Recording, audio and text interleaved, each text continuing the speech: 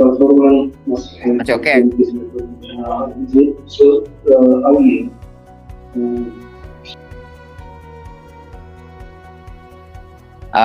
Oke, lanjut mungkin ya. Izin. Ini tuh sebenarnya studinya itu pertama itu mulai dari tahun 70-an gitu. Sedangkan tapi untuk The Dark Triad sendiri itu studinya itu mulai lebih banyak diambil itu mulai di research itu tahun 2002 gitu. Studinya itu yang pertama itu di tahun 70-an adalah tentang si ini ya namanya itu si Machiavelli gitu. Machiavelli. Nah, si Machiavelli ini tuh di tahun 70-an itu yang digambarkan ini orang ini ya kayak siapa ya. Nah, dia tuh bagaimana dia tuh dalam bukunya yang di tahun 70-an itu prinsip tentang kalau misalnya jadi Machiavelli itu pemimpin itu ada cara-cara yang harus dilakukan gitu ya untuk kita bisa stand gitu di atas gitu ya untuk jadi seorang pemimpin gitu. Mungkin cara-cara yang licik dan lain-lain. Oke, mungkin lanjut ke dokumen. Saya mungkin penjelasannya akan dilanjutkan melalui video ya. Ini masih aman, clear nggak suaranya? Aman, Kang. Aman ya? Oke. Oke, jadi yang tadi tentang The Dark Side of Psychology itu terdiri dari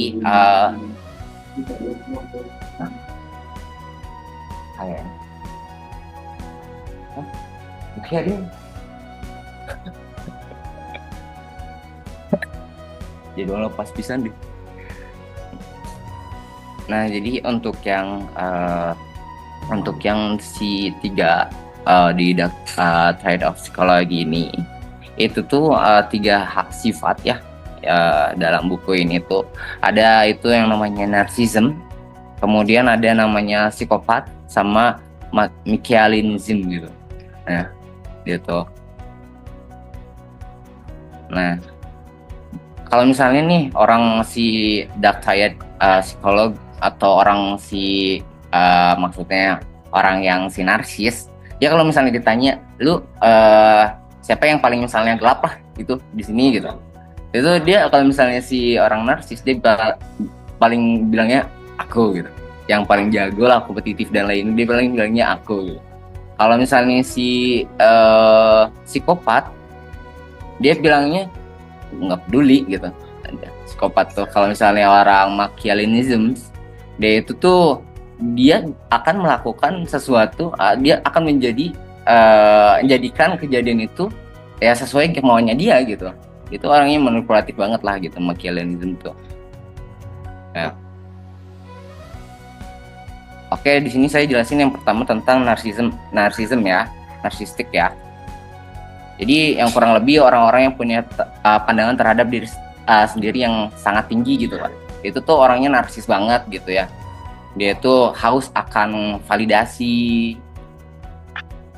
dia tuh akan pujian begitu ya. Di sini tuh orang narsis itu dia tuh ya seperti itu, haus akan validasi begitu. Dia tuh butuh kalau misalnya dia setelah mencapai apa yang dia inginkan, dia mungkin nggak butuh lagi tuh yang namanya kehidupan sosial gitu. Terus juga kemudian kalau misalnya adapun dia kalau misalnya care, peduli ya begitu ya sama bisnis partner atau misalnya dia tuh hanya berhubungan dengan orang-orang yang punya ya maksudnya punya derajat juga begitu. Orang narsis tuh karena kepentingannya dia juga untuk menjaga statusnya dia begitu. Dia tuh orangnya selfish banget gitu. Ya sering ngaca lah gitu ya orang si narsis tuh, tapi mungkin dia juga punya fear ya dalam dirinya ya, mungkin kekhawatiran akan banyak hal lah, 1A B C D-nya, dan dimana di sini tuh dia tuh akan juga melakukan hal-hal yang sangat licik begitu ya. Dia itu yang jahatnya dia itu bisa apa ya misalnya seringkali mungkin berkata bohong gitu ya, ngeblame orang gitu, seperti itu terkait tentang narsisme. Jadi kalau yang tadi mungkin in the bad way atau bad partnya ya terkait narsism itu. Tapi di sini itu ada poin positifnya di mana narsism itu orangnya tuh ya juga dia tuh punya self confidence yang tinggi ya. Dia tuh punya bold decision gitu. Dia tuh punya keputusan yang sangat bulat gitu, dan dia tuh bisa convince orang lain biar percaya sama dia gitu. Orang narsism itu seperti itu. Kemudian mungkin untuk yang kedua adalah dia itu orang narsism itu punya sifat yang karismatik. Dia tuh bisa nge-influence orang ya, yang tadi saya bilang bisa percaya gitu sama dia gitu. Kemudian berani untuk mengambil yang tadi ambil resiko tinggi, orang yang narsis itu seperti itu. Kemudian ya, nggak usah takut untuk beropini ya, dan kalau misalnya orang narsis itu kalau misalnya orang udah bilang dia goblok gitu ya, karena sesuatu hal yang dia lakuin dia itu nggak bisa gitu, dibilang orang nggak bisa, orang narsis itu tetap aja nggak peduli gitu. Dia itu akan ngebantah opini orang tersebut dan ngerasa yang dia itu yang paling benar gitu. Itu orang yang narsis. Yang kedua itu tentang psikopat ya. Ini orang psikopat itu yang kurang lebih dia itu orangnya tuh bodoh amat gitu lah. Mungkin ngeri juga ya misalnya orang psikopat itu yang kita mungkin pikirnya itu orang yang gimana ya, mental disorder dan lain-lain lah ya. Tapi sebenarnya orang psikopat itu di sini memang mungkin ada sedikit thrill di mana dia juga ya have no fear lah ya untuk melakukan hal-hal apapun untuk mencapai tujuan yang dia mau gitu. Di sini juga ya dia nggak pedulian gitu, mau orang di pinggirnya jatuh apa gimana gitu, orang cold gitu ya, dingin gitu orang psikopat. Dan orang psikopat itu juga mungkin dia sampai ya have no mean lah ya, dia tuh ngomongnya tuh mungkin sampai masuk ke dalam hati gitu ya. Terus dan ya apa ya, ya nggak apa yang bodo amatan gitu, dia mau ngomong suka dia, mau perilaku suka dia gitu ya. Dia tuh ya kurang lebih sih seperti itu sih. Dan dimana mungkin di sini tuh sebenarnya untuk orang psikopat itu punya kondisi dimana yang sebenarnya itu sebenarnya bukan ini ya, bukan mental disorder ya, tapi sebenarnya itu yang paling masuk itu sebenarnya poinnya adalah dia tuh orang yang antisosial. Sebenarnya orang psikopat tuh antisocial personality disorder atau SPD gitu di sini. Tapi poin positifnya orang psikopat itu mungkin dia tuh selalu apa ya, ibaratkan ya bodo amat ketika misalnya kita yang put it in a good way gitu ya, orang psikopat. Jadi ketika misalnya orang berpikir kita itu nggak bisa dan lain-lain, itu orang bodo amat, itu kan terus mencoba gitu untuk mendapatkan apa yang dia mau gitu. Atau dalam bisnis misalnya gitu, dia tuh bodo amatan gitu dengan kekalahan yang atau kekurangan atau kesalahan yang diperbuat di hari sebelumnya. Yang mungkin ini poin positifnya kita untuk bisa ambil agar mencapai apa yang kita tuju begitu ya. Begitupun dalam kehidupan karir gitu. Yang kemudian orang psikopat itu dia itu orangnya itu pinter untuk observe ya. Dia itu sangat pandai untuk mengidentifikasi kelemahan dari kompetitor gitu, dari lawannya begitu ya. Gitu. Kemudian yang ketiga ya terkait sifat Machiavellianism. Sifat ke Machiavellianism ini selalu punya dia tuh orang yang selalu pengen posisinya di paling atas lah, dan yang punya power gitu. Nah, di mana di sini pun orang Machiavellianism itu dia itu orangnya itu ya maruk lah, suka duit gitu ya. Terus tuh dia tuh menggunakan ya manipulasi lah ya untuk mendapatkan apa yang dia inginkan begitu. Dan enggak ini juga ketika misalnya dia dengan manipulasi itu sendiri dia itu belum mendapatkannya, dia itu kan melakukan segala cara gitu untuk mendapatkan untuk mendapatkan tujuannya gitu, sampai yang melakukan ya sampai stealing gitu kan, mencuri begitu. Yang mana di sini dia itu wah pandai banget ya, kayak inilah kayak kancil lah begitu ya. Dia tuh pandai untuk memutarbalikkan fakta gitu, kayak victim gitu ya. Ini orang-orang yang manipulatif mungkin juga kayak tukang sihir ya gitu, misalnya kayak di sini ada si Kang ini nggak ya, ada si Mengaris ada gara Mengaris. Nah ini misalnya saya kasih contoh nih ya, ngasih contoh nih Mengaris. Nah ini tuh aku lagi bikin ya, aku tuh bisa sulap Mengaris. Nah, tangan Mengaris gila gerak.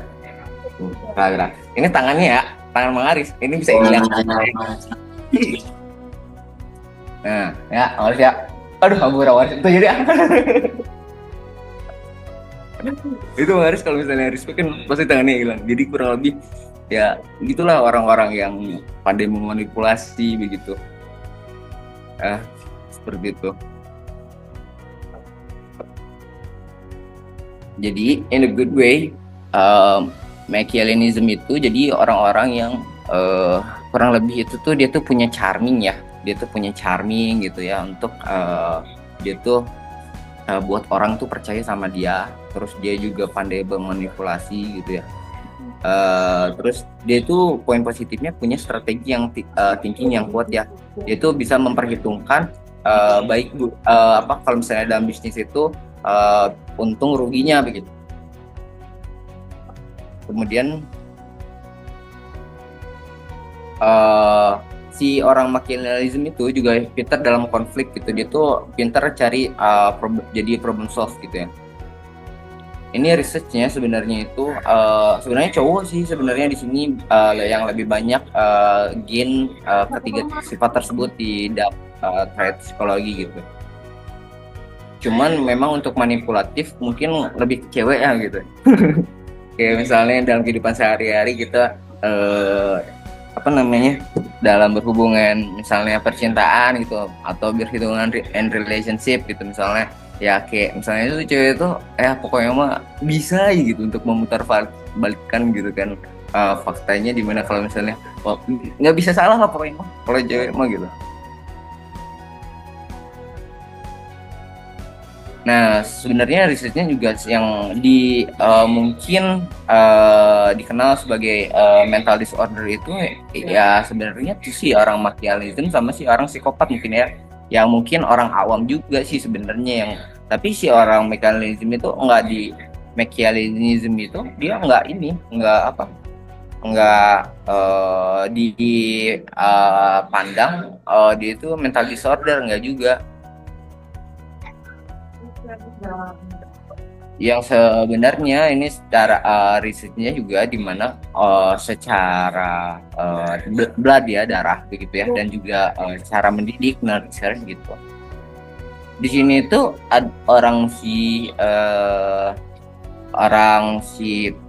psikopat, yang ini orang psikopat nih yang mukanya kayak gini, terus orang si orang narsis dia itu secara genetik dia tuh menurunkan. Jadi kalau kayak misalnya kita punya orang tua yang mungkin punya kepribadian psikopat gitu, itu menurunkan secara genetik sebenarnya. Sama halnya dengan si narsisme. Nah, yang mungkin nggak ada ininya itu secara genetiknya itu adalah di orang si Machiavellianism gitu.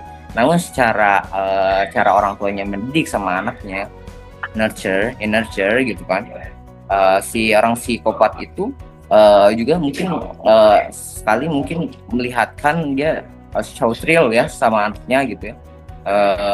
Terus kalau misalnya si orang Machiavellianism itu dia tuh orang itu ini juga apa namanya, ya mungkin dia akan menunjukkan trik-trik sulapnya gitu. Dia mengajarkan anaknya gimana dia cara bisa untuk mendapatkan sesuatu yang mereka mau gitu. Kemudian kalau misalnya orang Machiavellianism dia tuh mungkin juga akan mengajarkan anaknya tuh ya itu pasti turun gitu, anaknya tuh juga imperfection gitu of him gitu. Oke.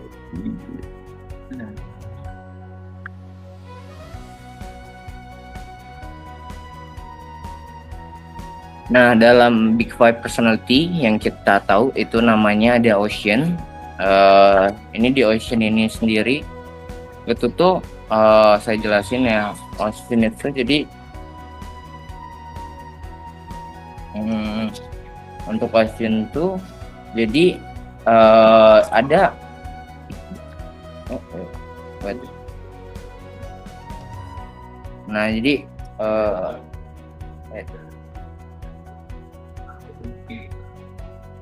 lupa jatuh tadi. Ocean yang Ocean itu jadi di personality Big Five personality itu dia tuh eh, ada yang namanya Ocean itu model menggambarkan 5 aspek kepribadian seseorang gitu.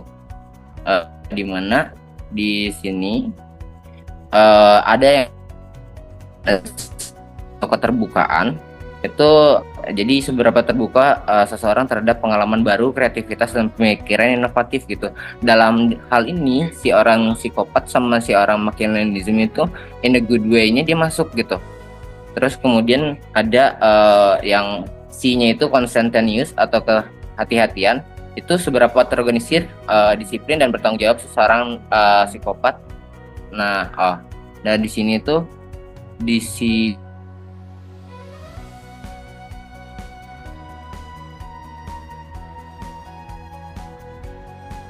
Halo, Kang. ini masuk ada mungkin bedanya gitu ya. Putus-putus, Oke, halo? Kang, suaranya tadi. Oke, kalau sekarang masuk nggak? Cek.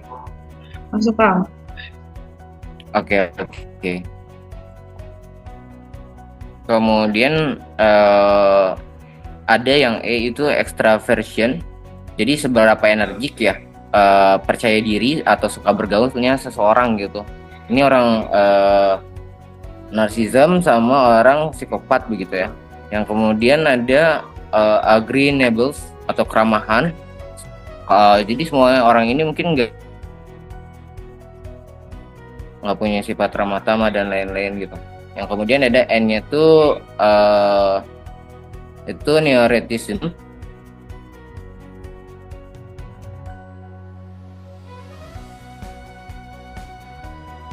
Putus-putus lagi, Kang Aris.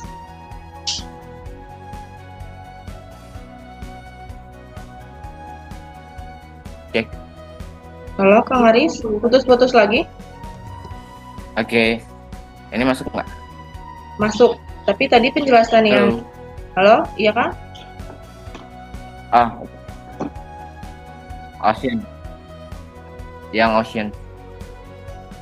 Yang Ocean yang terakhir yang N, Yang Ocean kah? Ya, yang Ocean yang terakhir yang N, neuroticism-nya itu belum sempat dijelasin, Ya. Kang. Yang Ocean yang N-nya itu jadi neuroticism ya. Jadi itu kestabilan gitu orang untuk kantor emosi gitu. Mungkin orang psikopat di situ yang mungkin cold, tapi dia ya begitulah. Sometimes dia tuh cepat depres gitu ya. Jadi that's why jadi itu kenapa mungkin orang psikopat juga agak sulit untuk atur emosi dia gitu di situ. Ini kalau misalnya di extraordinary life itu kalau misalnya mungkin orang-orang kayak kita ya gitu.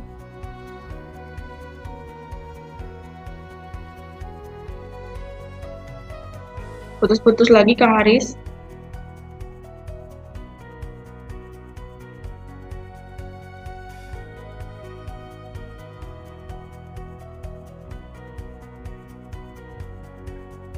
Oke, halo.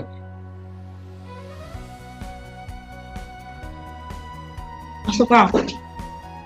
Oke, udah masuk. Oh, udah, Kang. Oke, izin ya. Jadi untuk yang orang-orang pada umumnya mungkin dia itu cuman ya menjalankan slow life lah yang kemarin kayak Bang Rizky mungkin juga sempat jelaskan itu.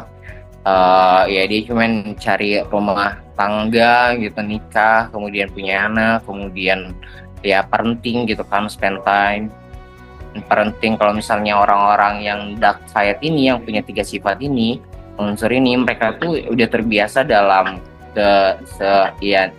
sehariannya itu ya dia tuh orang yang punya fast life gitu. Dia tuh suka banget challenge gitu. Dia tuh pokoknya instant kill lah untuk mendapatkan. Dia tuh melakukan segala cara gitu ya untuk mendapatkan apa yang dia mau, tapi dia juga spend time kurang gitu in parenting, sebenarnya juga dan antisosial.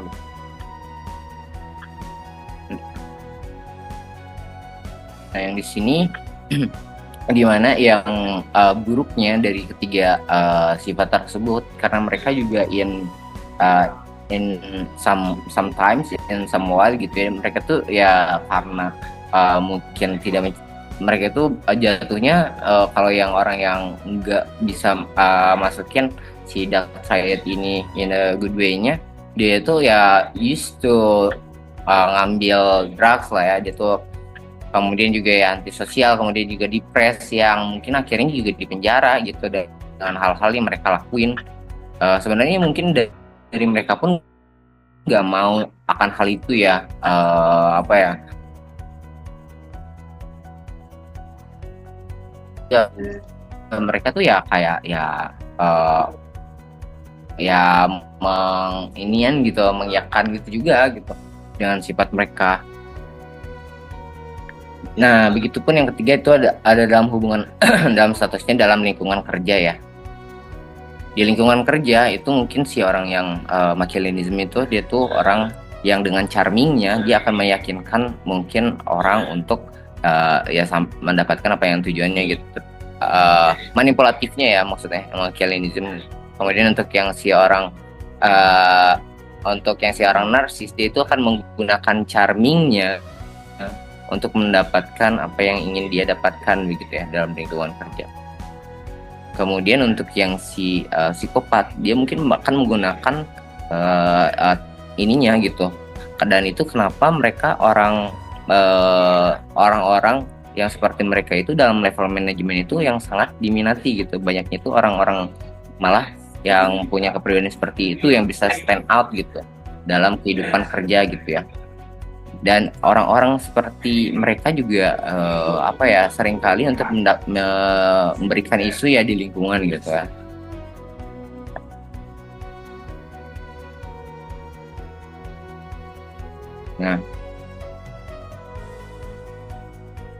Nah, kenapa mungkin dikit lagi ke resume di sini tuh, kenapa aku ingin mungkin mengajak teman-teman itu untuk lebih aware ya, untuk misalnya melek gitu ya.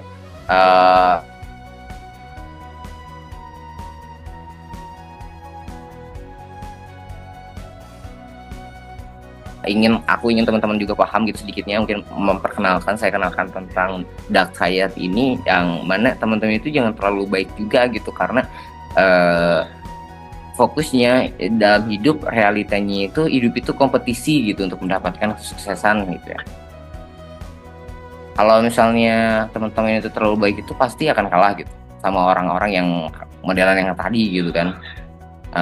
Jadi mungkin sedikit juga apa ya, kontroversi lah mungkin kata-kataku ini, cuman nanti aku jelasin lagi. Itu kita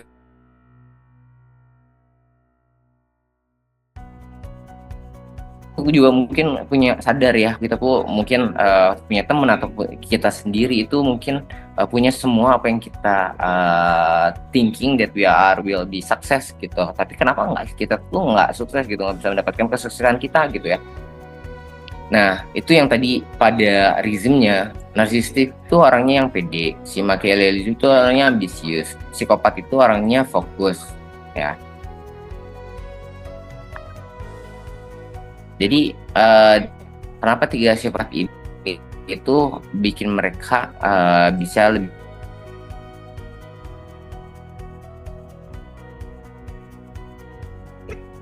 Halo Kang Aris, hilang lagi Kang. Halo? Ya Kang, lanjut.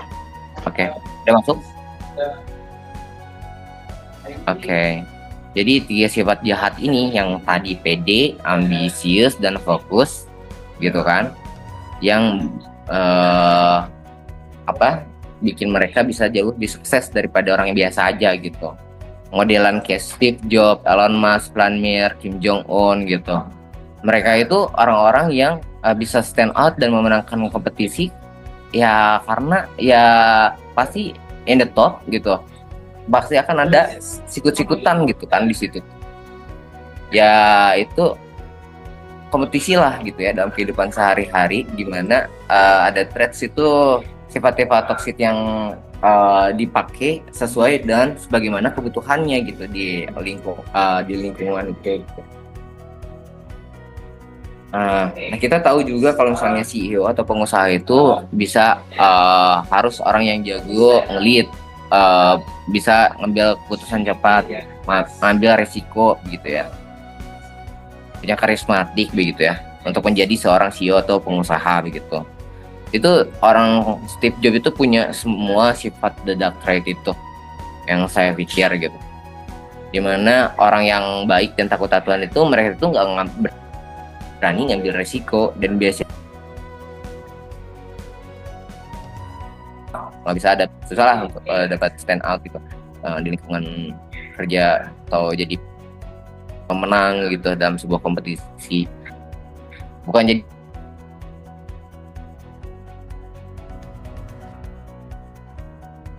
ngajarin juga mau jadi orang jahat, tapi ya itulah biar kita bisa stand out gitu. Nah, di sini yang kurang lebih cek masih ada suaranya. Masih, Kang. Oke. Secara natural yang mereka punya, yang kedua itu yang tadi motivator itu menjadi yang tadi saya bilang itu ya jago komunikasi, punya karisma gitu ya, yang si punya. Di mana di sini tuh yang tadi yang saya bilang juga mereka berani bohong untuk bisa jadi sukses gitu, tapi taking in a good way gitu. Yang saya maksud di sini tuh jadi good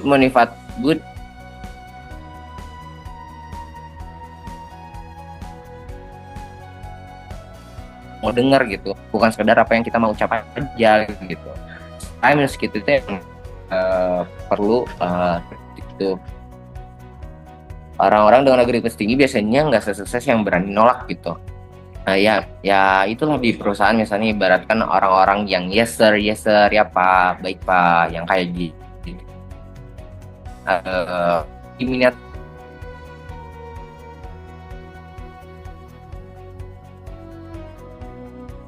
Hilang, Kang, suaranya.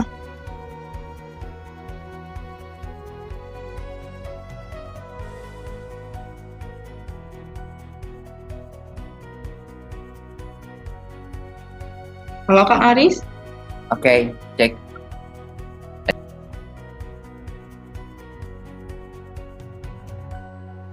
Halo, Kang.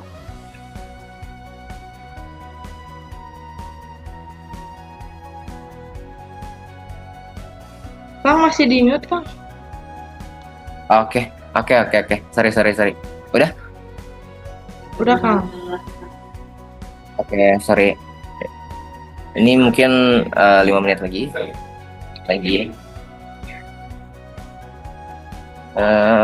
Alright.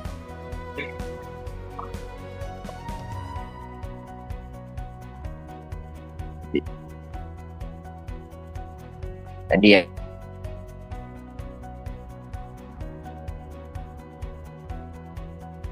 Tahu kita cuma harus bisa melek dan lihat bahwa ini tuh kompetisi gitu. Kita nggak bisa ngontrol teman kerja, partner bisnis, kompetitor bisnis gitu kan. Orang begitu biasanya kurang berani untuk berkompetisi gitu.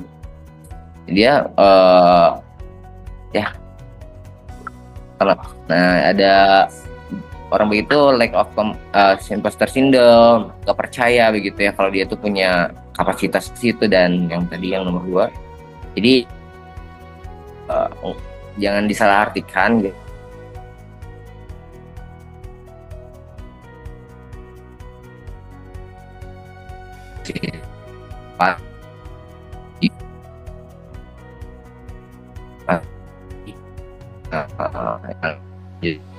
Ya.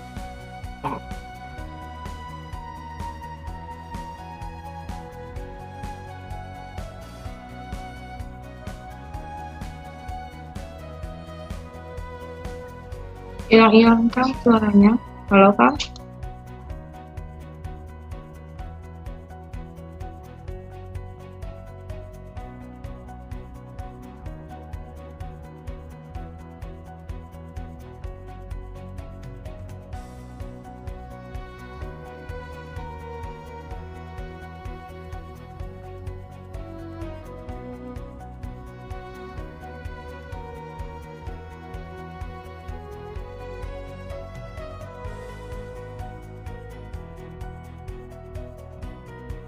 Cek. Halo. Maaf Aman. ya sinyalnya jelek.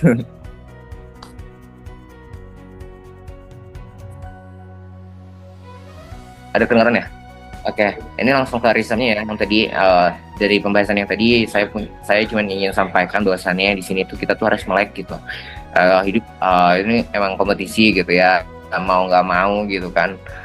Untuk kita bisa stand out ya, biar mungkin bisa ambil yang sifat-sifat tersebut itu yang tadi saya bilang juga in some condition itu bisa maksudnya juga in taking this into a good way gitu ya ya, yang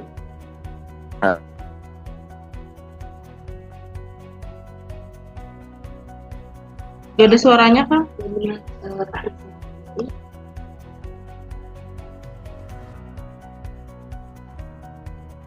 Halo, Kang Aris? Kang, gak ada suaranya, Kang?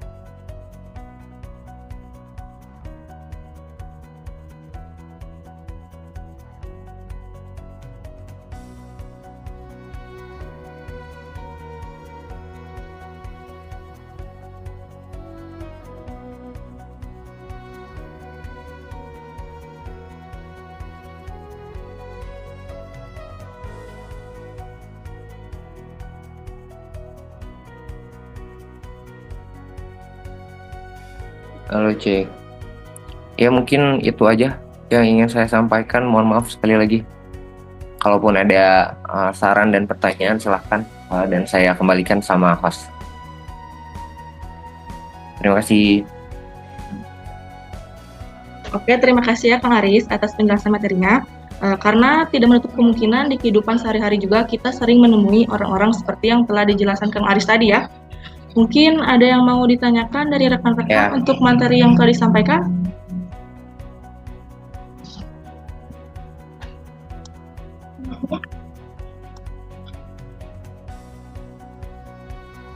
Ini katanya Kang, ada yang mau nanya dari Salsa. Salsa, mangga Salsa. Ya, Salsa dari mana? aku dari Intern HR. Oh. Izin tanya ya Kang, tadi materinya menarik banget, mempelajari tentang karakter manusia gitu ya Kang.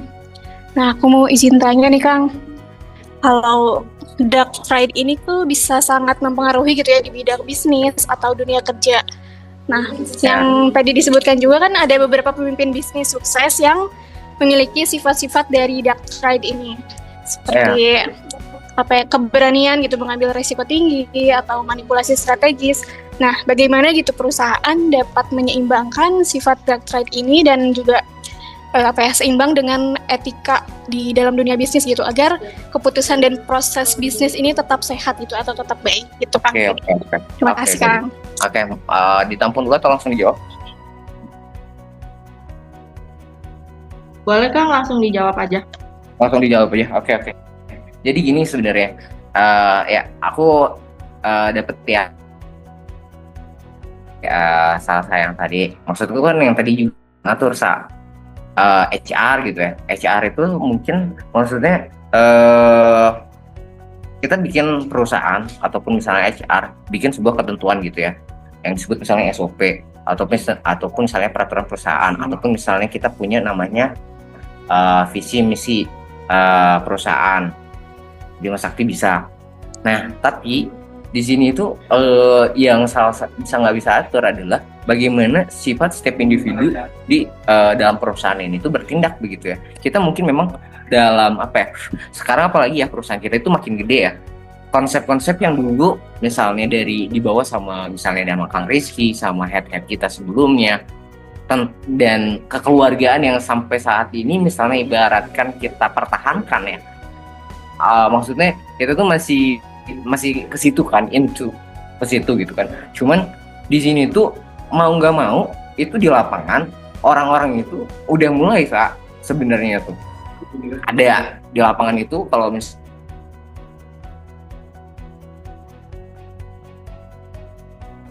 Halo Kang, suaranya putus-putus.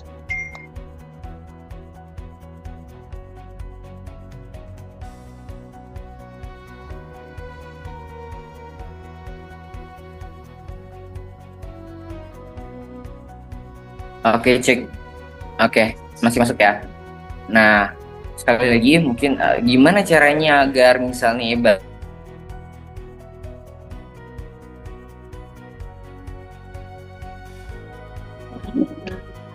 Putus-putus lagi, Kang.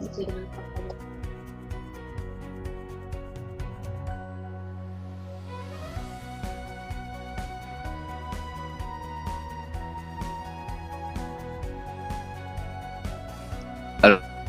Halo?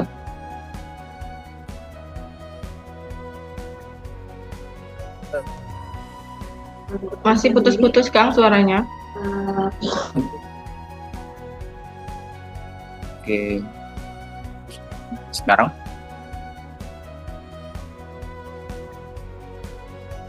Cek, cek. Halo? Sudah, Kang. Oke. Oke.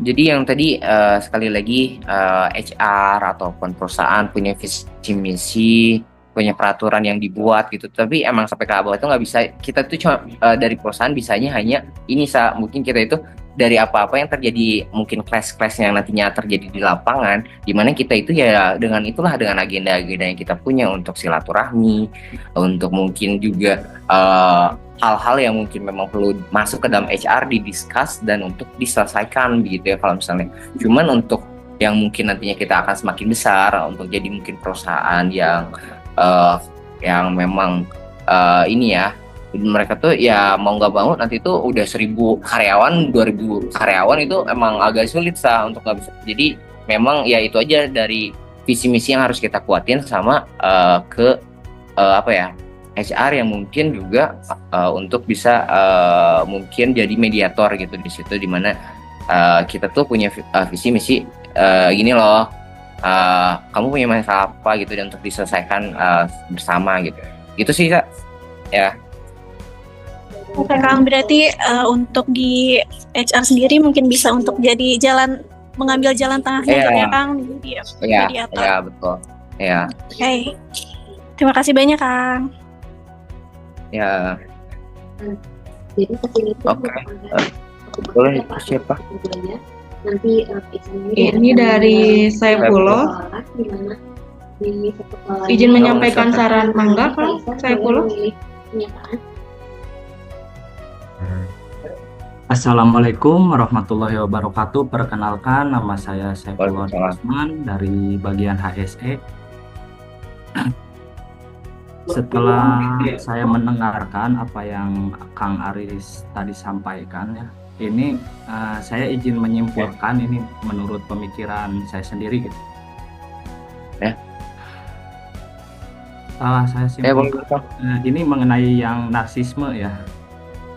Menurut saya narsisme ini memiliki sifat yang kompleks dan memiliki dua sisi lah, yaitu sisi positif serta negatif dalam kadar yang tepat. Narsisme bisa meningkatkan kepercayaan diri dan motivasi, namun jika berlebihan narsisme dapat merusak hubungan sosial dan kehidupan profesional. Nah, kan oleh karena itu penting untuk memahami batas antara narsisme sehat dan narsisme patologis, serta bagaimana cara menghadapi orang dengan sifat ini, Kang. Ya. Siap. Mantap Saiful, mantap. Terima kasih Kang Saiful Terima atas kasih. sarannya. Terima kasih Kang. Siap, sama-sama Bu. Kang, aku mau nanya. Oke, boleh. Satu lagi mungkin ya? Boleh. Oke. Apakah menurut Kang Aris nih, keberhasilan seseorang dalam dunia kerja lebih ditentukan oleh keterampilan sosial dan empati, atau justru oleh sifat-sifat manipulatif? Karena kan tidak menutup kemungkinan di dunia kerja ini juga banyak orang yang manipulatif dan berbahaya, tetapi justru lebih menonjol ya Kang daripada yang lebih memiliki keterampilan. Padahal orang yang memiliki sifat manipulatif ini biasanya kurang memiliki keterampilan yang lebih baik daripada orang yang memiliki sifat empati dan sosial gitu. Nah, menurut Kang Aris kenapa bisa seperti itu? Ya, sedikit mungkin ya, Lan ya, atau Dela itu atau Bulan, sorry, Dela ya? Dela Kang. Dela ya, oke, Dela. Jadi yang tadi aku nggak ada bilang ya orang manipulatif itu, atau misalnya kita nggak ada mendeskripsikan orang manipulatif adalah orang yang nggak punya keterampilan. Malah di sini adalah seninya gitu. Untuk orang manipulasi itu tuh adalah seni komunikasi kan. Dia tuh pandai seni ya. Yang dipakai itu seni gitu. Itu keterampilannya adalah dia membuat chaos, dia membuat sebuah isu, dia membuat sebuah thread di mana ya orang pikir, buat orang percaya kalau dia itu punya something gitu yang bisa dia offer untuk perusahaan atau untuk dalam lingkungan kerja di sini, atau misalnya in bisnis untuk dapetin ya in competition hasil yang dia inginkan gitu, untuk jadi seorang pemenang gitu ya. Jadi untuk keterampilan yang mungkin tadi dia sampaikan juga itu orang-orang yang terampil yang di sini mungkin kan yang bisnis itu kan matching ya. Jadi banyak hal lah ya, keterampilan orang dengan keterampilan di setiap individu yang mereka punya. Itu tuh yang tadi mungkin saya secara garis besarnya atau garis merahnya itu tuh malah orang yang Machiavellism atau yang manipulator juga, dia tuh ya bisa stand ya karena itu, ya karena mereka itu pinter loh, mereka tuh terampil gitu. Ya mungkin sih itu sih Del sebenarnya gitu ya. Tapi yang tadi saya sampaikan ya, kalau ini tuh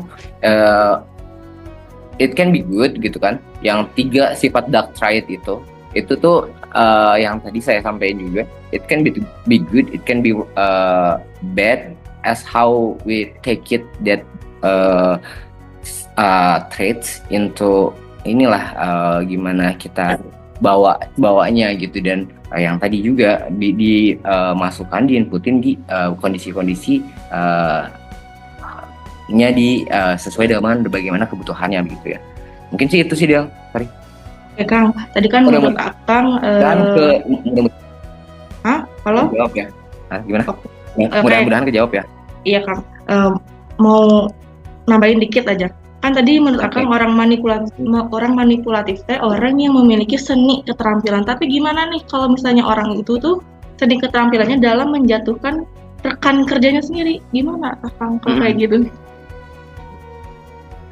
Ya itu kan ya itu kan yang dark tide-nya ya. Jadi ya dia ngambil in a bad way-nya gitu. Ya itu tuh ya mereka yang mungkin dia mainnya pasti sangat halus gitu ya. Ya ntar bikin chaos gimana, ntar dia ngomong misalnya, contohnya misalnya Dela nih apa ya namanya, gimana mungkin ada punya cem-ceman gitu ya mungkin di kantor, misalnya gimana Dela punya posisi nih misalnya HR manager gitu ya, terus udah kayak gitu bikin isu mungkin salsa tadi misalnya ibaratkan punya something ya, pengen jadi HR manager gitu, manipulatif gitu, terus ngandelin kondisi misalnya ya mungkin perusahaan ada peraturannya nggak boleh pacaran di satu perusahaan gitu, terus ya gimana lah gitu ya bikin itu nojol gitu ya. Ya itulah kita tuh nggak bisa ngontrol, aslinya nggak bisa ngontrol. Jadi yang kita bisa ngontrol itu ya di sini ya gimana kita bisa untuk mengenali kondisi-kondisi tersebut melek gitu mau sendiri ya. Kalau misalnya orang-orang seperti itu tuh eksis dan mereka itu yang tadi saya bilang juga mungkin lebih disukai di ruang lingkup pekerja kerja ya, tapi pasti nggak akan kelihatan gitu, nggak pasti mereka tuh main cantik gitu, nggak akan tercium gitu ya gimana untuk jadi seorang pemimpin, untuk jadi seorang pemenang dalam kompetisi ini gitu. Seperti itu Del. Oke Kang, sekali lagi Kang. Kalau kayak gitu gimana caranya kita ngedeteksi rekan kerja yang memiliki sifat-sifat seperti itu, karena kan katanya tadi main halus. Nah itu gimana cara ngedeteksinya? Cara ngedeteksinya gimana ya? Ya kalau misalnya menurutku tuh mana ya, kan Hmm, I think tuh kayak misalnya ibaratkan eh kayak memang sih agak sulit sih ya pastinya tuh deteksinya mungkin dengan kayak misalnya kita ada pola yang biasanya ini misalnya yang kemarin lah eh, manipulatif lah ya terkait manipulatif itu biasanya ada pola ya ada polanya yang saya dapat gitu ya dalam misalnya kemarin saya pergi ke Nias gitu ya itu orang-orang yang manipulatif di sana itu tuh kelihatan ada polanya gitu pasti akan ada kelihatan polanya apa kayak misalnya nih misalnya si camatnya pemain orang-orang di sana pemain dia itu nggak mau atau si PI kemarin HR misalnya nggak mau dia tanda tangan gitu itu dilakuin juga sama camat dilakuin juga sama si ya dilihat mereka itu ya nggak ada bukti gitu untuk kita nah itu tuh pola itu tuh ada gitu ataupun misalnya pemutusan misalnya kabel yang di lapangan gitu jadi kayak misalnya ibaratkan misal ibaratkan temen kerja misalnya ibaratkan juga yang mungkin ingin ada di posisi kita mungkin kita juga sometimes tuh bisa somehow dia tuh in some nunjukin juga gitu kemampuannya atau ingin terlihat menonjol yang tadi sifat-sifat yang udah dijelasin tadi itu bakal kelihatan juga gitu yang mereka itu misalnya haus akan misalnya juga narsis dan dia juga haus juga akan misalnya apa namanya ya validasi dan pokoknya mah ya, kelihatan juga lah ada lah gitu ada polanya ada ininya gitu.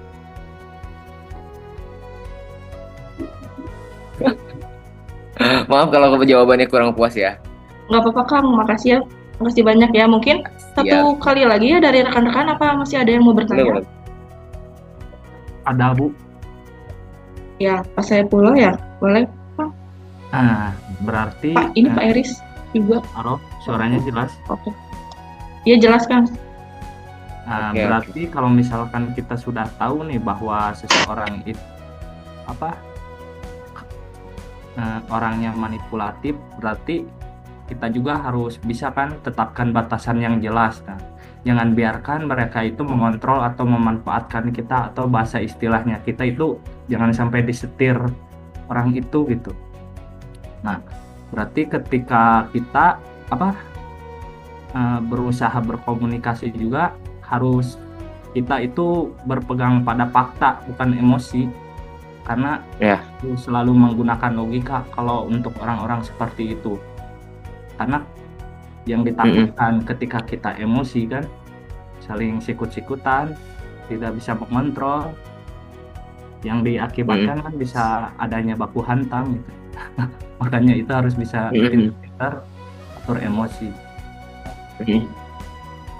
Ya sudah cukup begitu kan. Mantap Pak. Siap.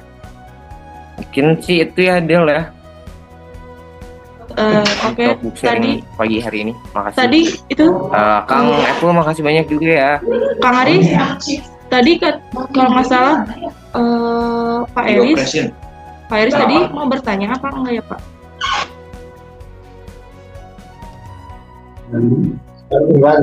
Halo Pak. Oke ya. Ya halo. Cukup ya.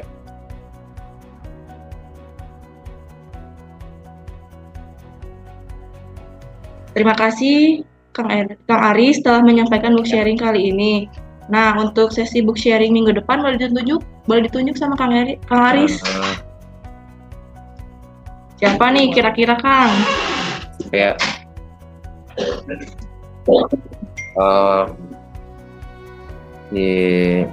Sebentar.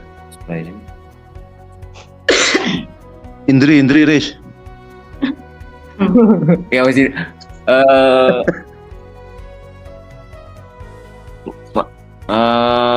Mas Irgi itu yang mana ya? Mas Irgi itu yang mana? Pak, saya pengen staff sih. Kayaknya ada ini nggak? Ada Kang Sahid nggak? Kang Sahid. Gak ada Kang Kang. Sahid aja dah. Oh, Kang Kang Syahid. Sahid aja. Syahid Kang Sahid. Akmal. Syahid Akmal. Iya. Ya. Kang Sahid aja.